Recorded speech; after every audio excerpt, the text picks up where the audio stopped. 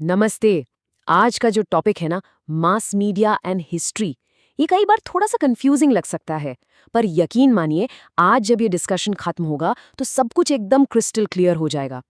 हमारा गोल रटना नहीं है, बल्कि कॉन्सेप्ट को दिल से समझना है। तो चलिए एक बहुत ही सिंपल से एग्जाम्पल से शुरू करते हैं। सोचिए, फोन पर एक मैसेज आता है, कल स्कूल की छुट्टी है। पहला रिएक्शन क्या होगा? खुशी, है ना?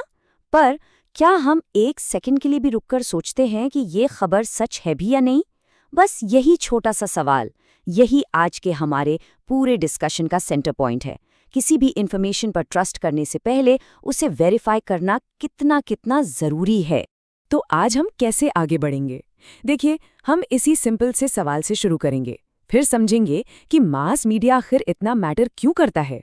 फिर हम ये भी देखेंगे कि कैसे इन्फॉर्मेशन हमें धोखा दे सकती है और यहाँ हिस्ट्री का क्या रोल है। और हाँ, आखिर में हम ये भी जानेंगे कि ये सारी नॉलेज सिलेबस से निकल कर करियर में कैसे काम आ सकती है। तो चलिए अपने पहले सेक्शन पर आते हैं। मास मीडिया मैटर्स क्यों, मतलब इसकी आखिर जरूरत ही क्या है, और ये जो टर्म है the fourth column of democracy, इसका मतलब क्या है? देखिए, मीडिया का जो सबसे बेसिक, सबसे कोर फंक्शन है, वो है फ्री फ्लो ऑफ इन्फॉर्मेशन को इंश्योर करना। मतलब जानकारी समाज के हर तबके तक, ऑल स्टार्ट ऑफ सोसाइटी तक पहुंचे। पर मीडिया का काम सिर्फ न्यूज़ देना नहीं है, वो हमें न्यूज़ के पीछे का बैकग्राउंड भी देता है, ताकि हमें एक बेटर इंसाइट मिल सके। और हाँ, एडिटोरियल्स के जरिए ये हम सबको अपनी राय रखने का एक प्लेटफॉर्म भी देता है। और बस इसी वजह से, इसी पावरफुल रोल की वजह से मीडिया को लोकतंत्र का फोर्थ कॉलम कहा जाता है। सोचिए, जब इन्फॉर्मेशन सबके पास होगी और लोगों के पास अपनी बात कहने का मंच होगा, तो डेमोक्रेसी अपने आप मजबूत होगी, है ना? तो ये पॉइंट एकदम क्लियर है। एक फ्री मीडिया एक हेल्दी डेमोक्रेसी की फाउंडेशन है। जरा एक पल के लिए इस बात की गहराई को सोचते हैं। ठीक है, तो अभी तक तो सब अच्छा लग रहा है, इन्फॉर्मेशन फ्लो, डेमोक्रेसी, ग्रेट। पर अब कहानी का दूसरा साइड देखते हैं। क्या हर इन्फॉर्मेशन सच होती है? बिल्कुल नहीं। और यहीं पर क्रिटिकल रिव्यू की जरूरत पड़ती है, मतलब हर खबर को परखने की जरूरत। इसे समझने के लिए हिस्ट्री से एक कमाल का केस स्टडी लेते हैं।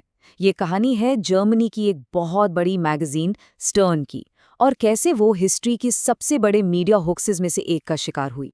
साल था 1983। स्टर्न मैगजीन ने एक बॉम्बशेल अनाउंसमेंट की। उन्होंने कहा, we have found Adolf Hitler's secret handwritten diaries. सोचिए, पूरी दुनिया में तहलका मच गया। मैगजीन ने इन डायरीज को खरीदने और पब्लिश करने के लिए मिलियंस खर्च कर दिए। तो हुआ क्या? चलिए स्टेप बाय स्टेप देखते हैं। पहले तो डिस्कवरी की अनाउंसमेंट हुई, फिर पब्लिकेशन हुआ और वर्ल्ड वाइड मीडिया फ्रेंजी, मतलब एक पागलपन सा छा गया। पर फिर असली कहानी शुरू हुई। जब इन डॉक्यूमेंट्स की साइंटिफिक चेक्स हुए, वेरिफिकेशन हुई, तो पता है क्या सामने आया?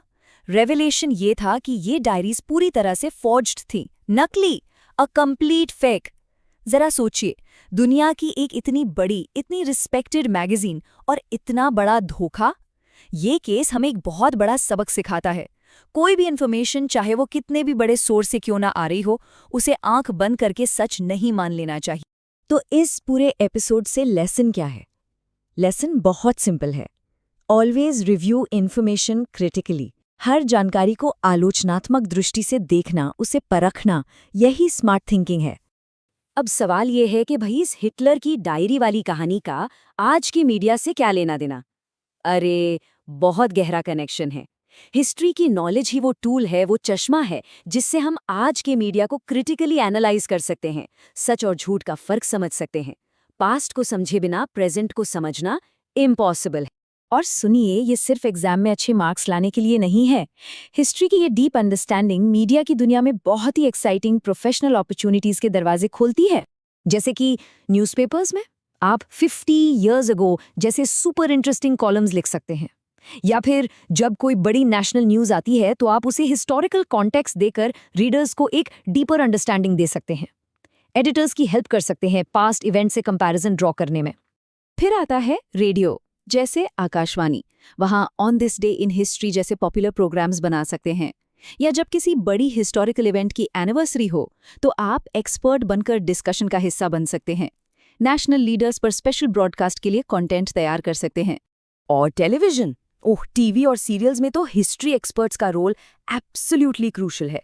सोचिए कोई हिस्टोरिकल शो बन रहा है जैसे भारत एक खोज, तो उस जमाने के आउटफिट्स और कॉस्ट्यूम सही हैं या नहीं, वेपनरी का डिज़ाइन ऑथेंटिक है या नहीं, यहाँ तक कि लिंगुअल एक्सप्रेशंस यानी उस दौर की भाषा, इन सब की एक्यूरेसी चेक करना एक हिस्टोरियन का ही काम है।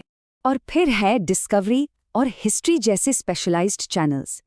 ये चैनल्स पूरी दुनिया का इतिहास हमारे लिविंग रूम तक लाते हैं। यहाँ आप एक रिसर्चर या कंसल्टेंट के तौर पर काम कर सकते हैं और ग्लोबल हिस्ट्री को लोगों तक पहुंचाने में मदद कर सकते हैं। तो ये तो हुई करियर की बात। अब वापस आते हैं एग्जाम्स पर। ये सारी नॉलेज एग्जाम में हाई इम्पैक्ट आंसर्स लिखने में कैसे हेल्प करेगी, चलिए देखते हैं।